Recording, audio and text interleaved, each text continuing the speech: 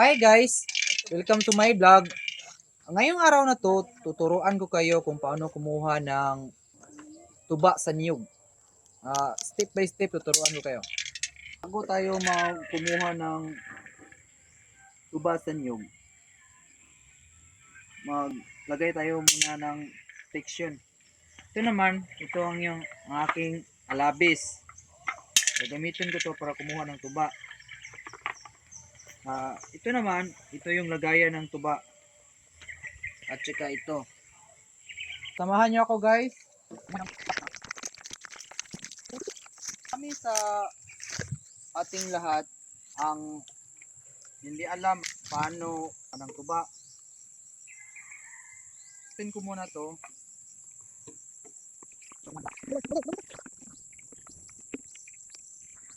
Ito naman guys, ito yung bungol. Bungol ang tawag sa amin dito. Kanan ko ng tuba. Bago ka pa makakuha ng tuba, kailangan mo muna itong lagyan ng tali at hilahin.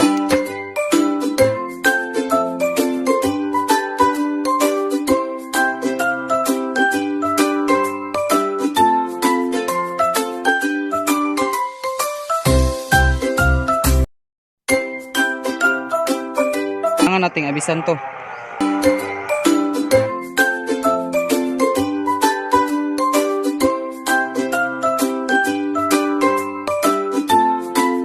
Bago pa makakuha ng tuba nito, aabutin ka ng 5 araw. Samahan niyo ako sa ibang pang nyug na pinagkukunan ko ng tuba. Ngayon kukunin ko. Meron na to siyang tuba guys.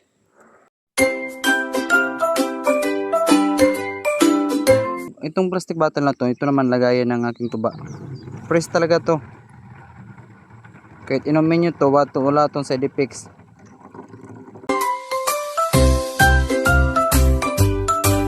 Ito naman yung bungol na malapit nang maubos. Pero may tuba pa yan guys. Ayan oh. Makikita nyo guys oh. Oh. Yan. Yan oh. Oh. Makikita nyo yan guys. Oh. Yan sa kamay ko. Yan. Tuba yan. Ngayon naman, kailangan natin ng takpan ng stick bottle para hindi yun masayang yung tuba.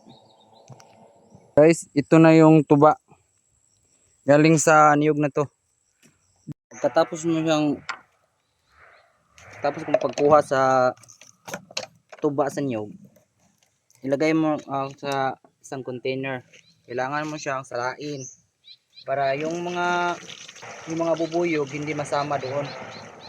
Naman ang lagayan ng aking tuba. Ito yung may tungog.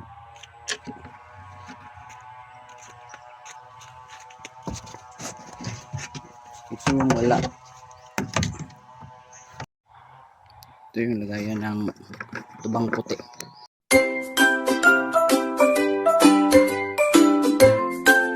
Puti ito siya na tuba guys ha. Itong isa is may tungog na. May tungog na to. Ito puti. 1 linggo lang. 2 linggo. Suka na to.